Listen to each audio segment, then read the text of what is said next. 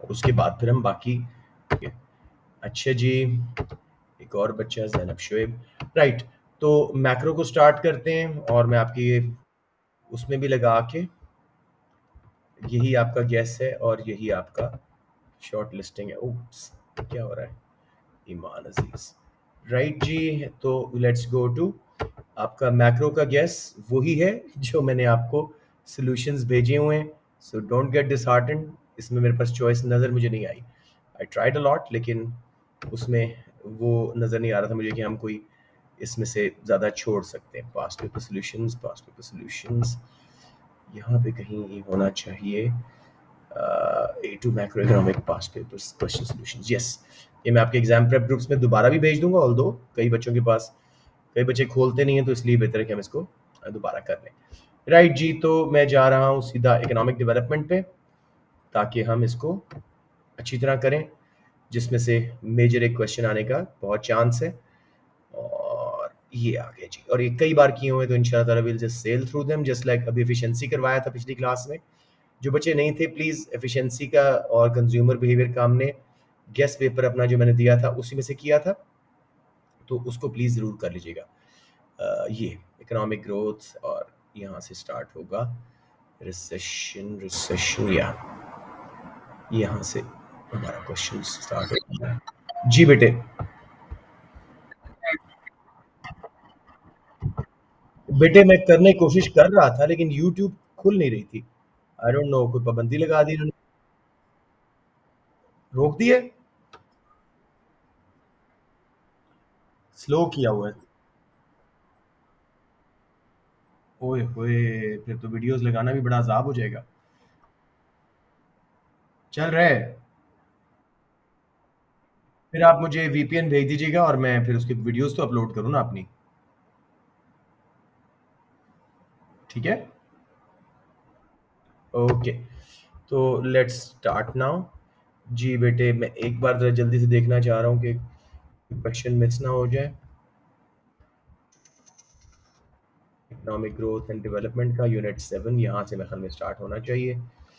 ये तो कोई और, हाँ हिस्टैरिसीस, ये अनएम्प्लॉयमेंट का, इसको हम बाद में देखेंगे। तो हम यूनिट 7 ऑनवर्ड्स, आपका पेज 71 से 115 तक, आई कीप रिपीटिंग कि मैक्रो का इकोनॉमिक डेवलपमेंट एंड ग्रोथ में से एक क्वेश्चन आएगा। अब पहला वाला क्वेश्चन देखें, क्या कह रहा है?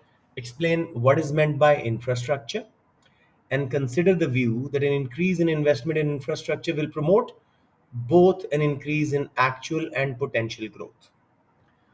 अब इस क्वेश्चन का यहाँ पे मतलब क्या हो रहा है? वो कहते हैं जी, मुझे बताओ कि इंफ्रास्ट्रक्चर होता क्या इकोनॉमिक्स टर्म्स में, और अगर इन्वेस्टमेंट बढ़ाई जाए, जो हम इकोनॉमिक्स में स्पेंडिंग ऑन कैपिटल गुड्स, जिसको इन्वेस्टमेंट मेनली बोलते हैं, या फिर ह्यूमन कैपिटल पे सॉफ्ट इंफ्रास्ट्रक्चर, तो उससे एक्चुअल ग्रोथ भी और पोटेंशियल ग्रोथ दोनों आ सकती हैं। क्योंकि ये 12 मार्क का क्वेश्चन था, इसको मैंने ज़रा स्ट्रेच तो किया है, लेकिन ये स्टिल छोटा सा ही आंसर है। तो सबसे पहले हम इंफ्रास्ट्रक्चर की बात करते हैं। Hard infrastructure refers to basic physical and organisational structures and facilities, मसलन बिल्डिंग्स, रोड्स, पावर सप्लाईज वगैरह, needed for the operations of a society और एंटरप्राइज। किसी बच्चे को हार्ड इंफ्रास्ट्रक्चर के कॉन्सेप्ट में मसला आया हो? आई डोंट थिंक आ सकता है A2 में, लेकिन स्टिल जरा मैंने फैंसी वर्ड्स यूज कर दिए, refers to basic physical and organisational structure. आप सिंपल भी लिखेंगे तो मार्क्स इंशाल्लाह मिलेंगे। इंफ्रास्ट्रक्चर का मतलब बस उनको यहाँ पे हमने समझाना है। तो पहली बात ये हो गई। उसके बाद जी, जो बच्चे लेट आए हैं, हैदर देख लो। Explain what is meant by infrastructure and consider the view that an increase in investment in infrastructure will promote both an increase in actual and potential growth. बड़ा सिंपल सा क्वेश्चन है। हार्ड इंफ्रास्ट्रक्चर पर हम start करते हैं जी। Basic physical capital है या organisational capital. हम बिल्डिंग्स बना रहे हैं, फैक्ट्रीज लगा रहे हैं, पावर सप्लाईज, कम्युनिकेशन नेटवर्क्स वगैरह बिछा रहे हैं, needed for operation of a society और एंटरप्राइज। जबकि सॉफ्ट इंफ्रास्ट्रक्चर क्या है? Investment in human capital, both यानी एजुकेशन, हेल्थ केयर वगैरह, to make the human resource more productive. Both forms of infrastructure provide the foundation for economic activity and is essential for economic growth. किसी बच्चे को यहां तक कोई problem आ रही हो? क्योंकि हमारी टर्म्स क्या थी? इंफ्रास्ट्रक्चर, उसमें हम सॉफ्ट और हार्ड में डिवाइड करके कर दिया। अब इकोनॉमिक ग्रोथ को बताते हैं. Economic growth is when real GDP rises over time. It can B actual economic growth और पोटेंशियल इकोनॉमिक ग्रोथ. तो हम नॉलेज के मार्क्स ही ले रहे हैं. इकोनॉमिक ग्रोथ का फॉर्मूला दिया, real GDP 2 minus real GDP 1 over real GDP 1 into 100. 2 current year का होता है और 1 प्रीवियस ईयर का. जैसे वो सीपीआई 2 हम करते थे इन्फ्लेशन का, तो ये वही परसेंटेज चेंज का फॉर्मूला है. किसी को प्रॉब्लम आया हो? ओके. एक्चुअल ग्रोथ क्या है जी? जब रियल जीडीपी क्यों बढ़ता है? Due to use of previously unemployed resources. वही पीपीसी वाला concept. It is linked with the movement from a point inside PPC towards PPC. It is also linked with increase in aggregate demand. It occurs in short run. किसी बच्चे को इन दोनों graphs में problem आ रही हो या concept of economic growth actual में? You से बी या बी से ए पे हम जाएं, ये एक्चुअल ग्रोथ है, पीपीसी के पास आ रहे हैं. और दूसरे केस में एग्रीगेट डिमांड कौन बचा था? अच्छा, दूसरे केस में एग्रीगेट डिमांड का बाहर शिफ्ट हो रहा है, तो वो हमारी पोटेंशियल ग्रोथ है. किसी बच्चे को एक्चुअल ग्रोथ? एक्चुअल, हाँ सॉरी. नहीं नहीं नहीं, दोनों बनाए, दोनों बनाए. क्या मसला है? 10 सेकंड नहीं लगते यार ग्राफ बनाने में. ठीक है. एवरीवन गुड इन दिस जी? कोई कंफ्यूजन? ये दोनों लिंक्ड है बेटे. एग्रीगेट डिमांड का बढ़ना ही एक्चुअल ग्रोथ का बायस बनता है ना. हम पीपीसी के अंदर से पीपीसी के पास क्यों आते हैं? जब कंजम्पशन, इन्वेस्टमेंट, गवर्नमेंट स्पेंडिंग या नेट एक्सपोर्ट्स में इंजेक्शन आए. या उसके बाद जी पोटेंशियल ग्रोथ. ये वो स्क्रीन मेरी पूरी नीचे चली जाती है. पोटेंशियल ग्रोथ जी, पोटेंशियल ग्रोथ. ये मैं कहाँ चला गया हूँ? है? अच्छा, तो ऊपर चला गया हूँ. या ये क्वेश्चन है पोटेंशियल ग्रोथ. अब जी इस केस में आपने डिफाइन करना है पहले. अब फिर अच्छा, नीचे महल में वो गलत होगी. ये नीचे पूरा आंसर है. Potential growth is when economy's productive capacity या प्रोडक्टिव पोटेंशियल इंक्रीजेस. वही पीपीसी का outward shift. This is linked to outward shift of PPC and outward shift of long run aggregate supply curve. This occurs in long run due to increase या improvement in quantity and or quality of resources. ठीक है. अब जरा मैं ऊपर वाला मिटा देता हूँ जो बिला वजह का इसमें आ चुका है. अम, चलिए मैं इसको बाद में ठीक करके आपको दोबारा भेजता हूँ. उसके बाद जी, अब above graph shows potential growth through shifts of PPC and long run aggregate supply curves and actual growth through shift of aggregate demand curve and movement from point U inside PPC to the point B near new PPC. अब question पे आते हैं कि क्या इनकी वजह से infrastructure पे इन्वेस्ट करने से दोनों ग्रोथ्स आती हैं? यस, आती हैं. The view that an increase in investment in infrastructure will promote both actual and potential growth is based on the idea that improved infrastructure can lead to higher productivity, lower costs, and increased competitiveness.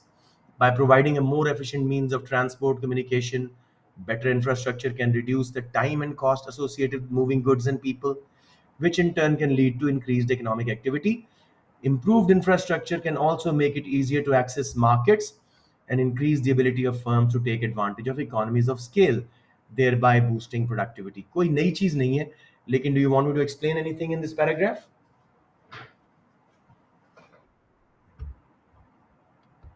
Okay, let's see who is there now. Saud Ibrahim. Right जी. उसके बाद ये करने के बाद हम नीचे आते हैं. In addition to these short term benefits. देखो, शॉर्ट टर्म में हमेशा जब भी इन्वेस्टमेंट बढ़ती है ना, तो आय का इंजेक्शन आता है, एग्रीगेट डिमांड बढ़ती है, एक्चुअल ग्रोथ आती है. So in addition to these short-term benefits, increased investment in infrastructure can also have long-term effects on potential growth. Supply side बढ़ती है. By providing the infrastructure necessary for new technologies and industries to emerge, it can help to create new economic opportunities and spur technological innovation. Thus, it can in turn lead to higher potential growth in long run. So overall, evaluation दे रहे हैं. The argument in this is that investment in infrastructure is a crucial component of economic growth, and that increasing investment in this area can lead to both higher actual and potential growth. However, it's important to note that the benefits of infrastructure investment can vary depending on specific infrastructure projects, the local conditions, and quality of investment itself. किसी बच्चे को इस question में मसला आया हो?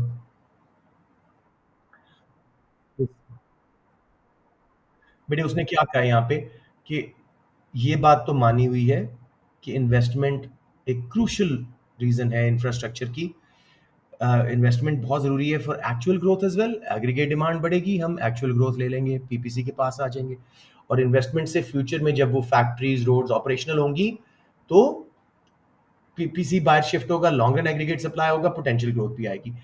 लेकिन infrastructure के बेनिफिट्स कब आएंगे और कितने आएंगे, इंफ्रास्ट्रक्चर प्रोजेक्ट्स पे डिपेंडेंट है। जैसे हमारा मेट्रो वाला शायद इतना अच्छा इंफ्रास्ट्रक्चर प्रोजेक्ट नहीं है, उसके मुकाबले में अगर हम गैस पाइपलाइन बिछा देते तो बहुत अच्छा प्रोजेक्ट होता।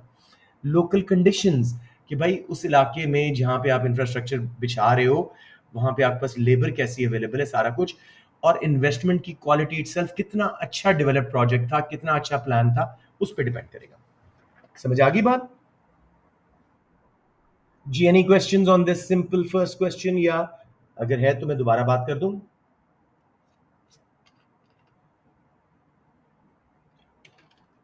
Okay, I guess not. Let's move to question two. अब ये एक ऑड सा क्वेश्चन है बहुत, मैंने कहा just in case, consider how the causes of recession में differ from causes of inflation. अब ये इन अ वे एक किस्म का ज्यादती वाला क्वेश्चन है जो सीआई ने दिया मई जून 18 में। इन्फ्लेशन के कॉजेज हम पढ़ते हैं एएस में और रिसेशन के कॉजेज हम पढ़ते हैं ए टू में, तो उन्होंने दोनों मिक्स कर दिए। जी जी बोलें। हाँ, आसान बहुत है, लेकिन फिर भी एक किस्म का एएस में से उठा के दे दिया, बट लेट्स डू इट। तो सिंपली सबसे पहले की terms, recession, inflation. Recession is part of business cycle and refers to a fall in real GDP for at least 2 quarters, 6 months in an economy. हमेशा रिसेशन का time period 6 महीने का लिखना जरूरी है। इन्फ्लेशन पे बाद में आएंगे। रिसेशन में due to both demand side and supply side reasons as explained below.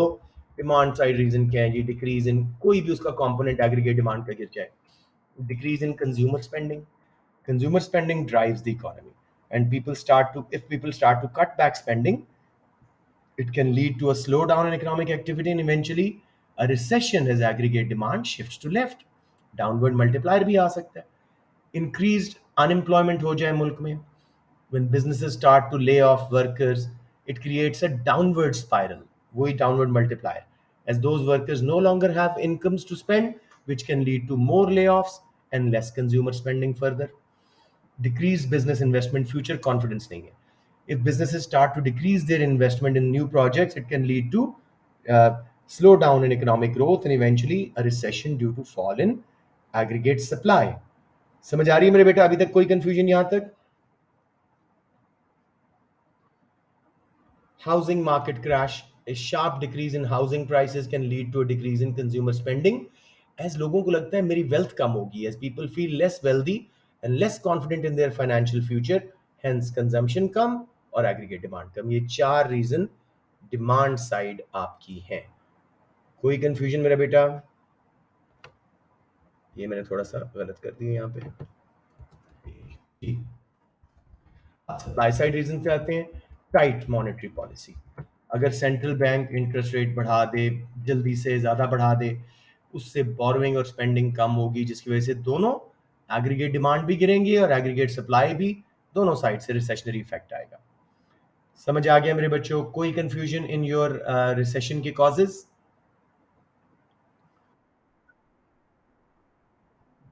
बिल्कुल है।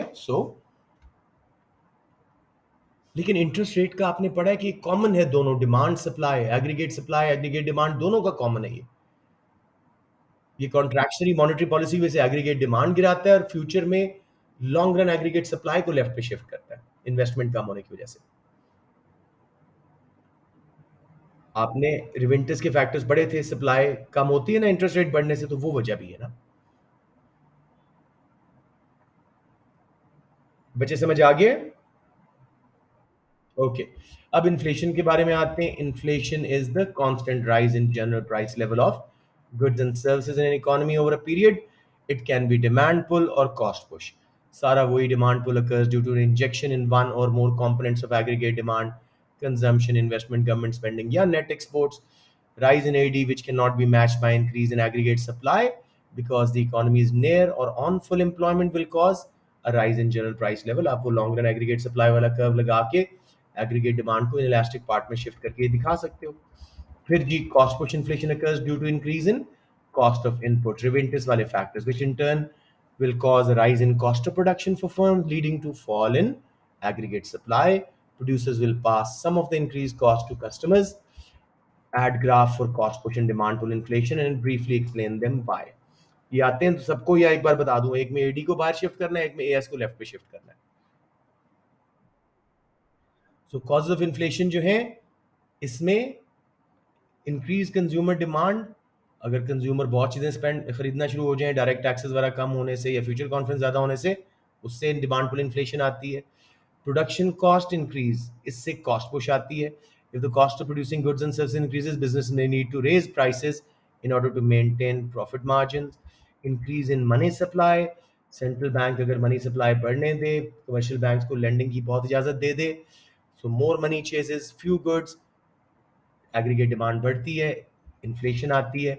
डीवैल्यूएशन ऑफ करेंसी, अगर गवर्नमेंट अपनी करेंसी को लोअर देन मार्केट रेट कम कर दे उसको, एक्सपोर्ट्स हमारी सस्ती हो जाती हैं, इंपोर्ट्स महंगी, डिमांड पुल इन्फ्लेशन भी आती है और कॉस्ट पुश भी क्योंकि रॉ मटेरियल महंगे. In conclusion, while inflation and recession can both have significant impact on the economy, they're caused by different underlying economic factors. When it comes to demand side reasons, recession is caused by a fall in aggregate demand, whereas inflation is caused by a rise in aggregate demand. For supply side reasons, a fall in aggregate supply will cause both a rise in inflation and a recession, so causes can be similar. समझ आ गया मेरे बच्चों या कोई confusion यहाँ पे? Any questions on this one? आप मुझे बताएं, अगर हमारी करेंसी गवर्नमेंट डी वैल्यू करती है, जानबूझ के उसको नीचे करती है, रिजर्व्स अपनी करेंसी को बेच के रिजर्व्स वगैरह खरीद के, ठीक है, तो हमारी एक्सपोर्ट्स पे क्या असर पड़ेगा, उनकी प्राइस पे? उनकी डिमांड बढ़ जाएगी, इंपोर्ट्स क्या हो जाएंगी, तो एक्स माइनस एम पे क्या असर पड़ेगा? ज्यादा हो जाएगा, ज्यादा कम हो जाएगा डिमांड पुल इन्फ्लेशन, नहीं मेरे बेटा, ज्यादा हो जाएगा, एक्सपोर्ट से ज्यादा रेवेन्यू आएगा, इंपोर्ट्स पे कम एक्सपेंडिचर होगा. अगर डिमांड इलास्टिक थी, aggregate demand X minus M के इंजेक्शन की वजह से बढ़ेगी, डिमांड पुल इन्फ्लेशन आएगी. समझ आ गया बेटे? और कॉस्ट पुश क्यों आएगी? इंपोर्टेड रॉ मटेरियल महंगे हो गए. जी ये सारे केस था जी, छोटा क्वेश्चन था, छोटा आंसर था, एक दफा जरा ये दो दो बार आप पढ़ते जाओ. आई एम टेलिंग यू, ये 3-4 घंटे में पूरा डॉक्यूमेंट हो सकता है अच्छे बच्चों के लिए. एनी क्वेश्चन जी before I move on to the third question? Okay, अब रिसेशन से ही एक और रिलेटेड क्वेश्चन है. मैंने कहा चले बच्चों को इस बहाने रिवीजन हो जाती है. What is a recession and is it always caused by a lack of consumer spending? नहीं, अभी ऊपर हम रिसेशन के कॉजेज कई पढ़ के आए हैं, demand side, supply side, consumer spending is only one of them. Again recession को डिफाइन करें, जीडीपी गिरे 2 or more consecutive quarters, generally associated with a decline in consumer spending, investment and employment, but it is not always caused solely by the lack of consumer spending. A recession can be caused by a variety of factors. Decline in consumer spending certainly reduces economic activity, and it is probably the biggest engine of economic growth. Fall in consumer spending will cause aggregate demand to fall and may result in a recession. Aggregate demand को left पे shift कराओ, downward multiplier का भी बना सकते हो graph. However, other factors such as such also other factors such as these factors can cause it. Okay, मैं इसको ठीक करता हूँ. Can also cause it such as, हाँ ये सच गलत यहाँ पे, can also cause it such as business confidence. Business confidence plays a role in changing aggregate demand. अगर businesses future के बारे में pessimistic हैं, वो investment कम करेंगे, उससे aggregate demand में investment का injection हटेगा, GDP गिरेगा, negative multiplier and accelerator effect आएंगे, recession या slump आ सकता है. ऑन द अदर हैंड अगर वो ऑप्टिमिस्टिक हैं तो उसके रिजल्ट में ऐसा नहीं होगा, फ्यूचर में अच्छा होगा. मनी सप्लाई चेंजेस में आल्सो अफेक्ट एग्रीगेट डिमांड. अगर मनी सप्लाई रिड्यूस होती है, उससे कंजम्पशन इन्वेस्टमेंट दोनों कम होती हैं, एग्रीगेट डिमांड गिरती है और नेगेटिव मल्टीप्लायर इफेक्ट आता है.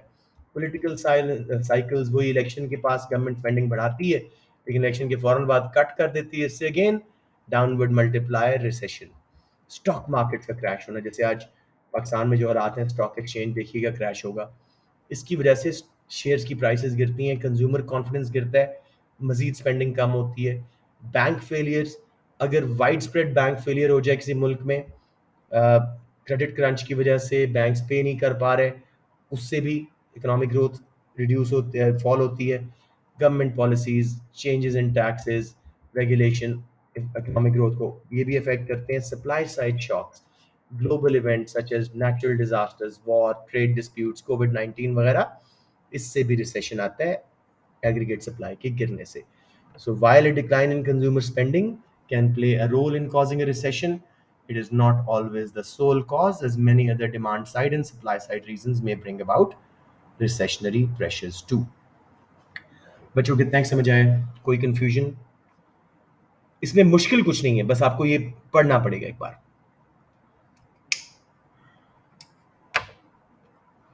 आर यू फीलिंग इट कि आसान क्वेश्चंस हैं या मुश्किल लग रहे हैं?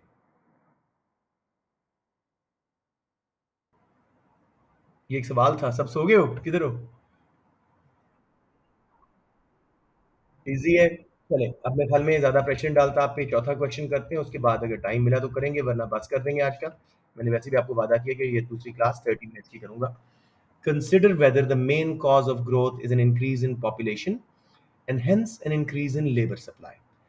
12 मार्क का क्वेश्चन था. वो कहता है बताओ कि क्या इकोनॉमिक ग्रोथ का मेन कॉज क्या पॉपुलेशन का बढ़ना और उसके रिजल्ट में लेबर सप्लाई का बढ़ना है. ठीक है, तो पहले हम असर्शन को एक्सेप्ट करेंगे, फिर चैलेंज करेंगे. अगेन वही कहानी, इकोनॉमिक ग्रोथ मेन टर्म थी, रियल जीडीपी का राइज होना ओवर टाइम, एक्चुअल भी हो सकती है, पोटेंशियल भी. फॉर्मूला दें, real GDP 2 minus real GDP 1 over real GDP 1 into 100. फिर उसके बाद एक्चुअल पोटेंशियल दोनों जो पीछे जैसे दिखा के आए पूरा बता के.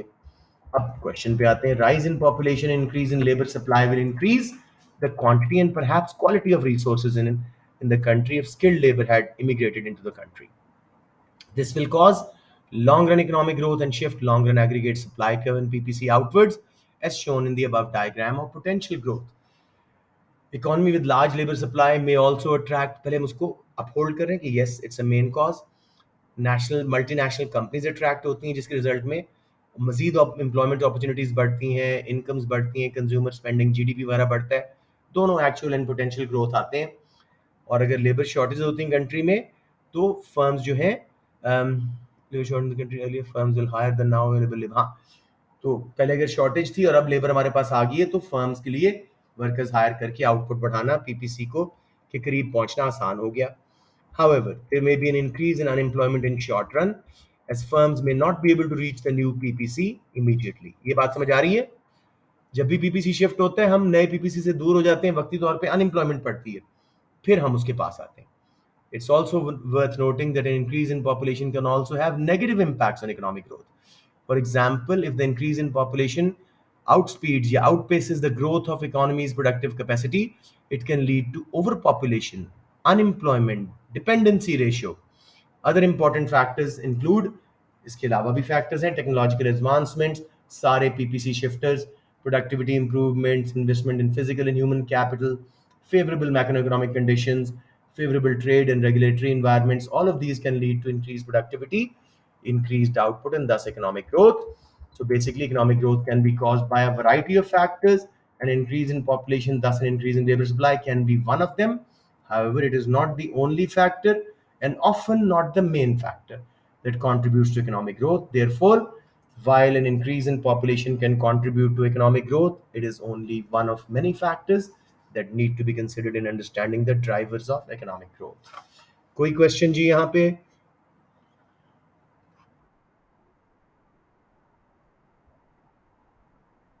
बेटे देखो, अगर क्वेश्चन को आप दोबारा देखो तो ये पूछने की जरूरत ना पड़ती. ग्रोथ दो है, एक्चुअल जो एग्रीगेट डिमांड बढ़ने से होती है, पोटेंशियल जो एग्रीगेट सप्लाई लॉन्ग रन में बढ़ने से, तो उसी पे बात करेंगे ना.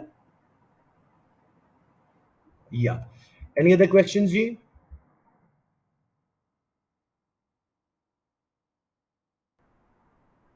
हम्म. देखो क्वेश्चन के मार्क्स देखो, सिर्फ 12 है. अलबत्ता अब आपको, yes now you should explain them. वैसे I think this is more than enough, 2 ढाई पेज बन रहे हैं.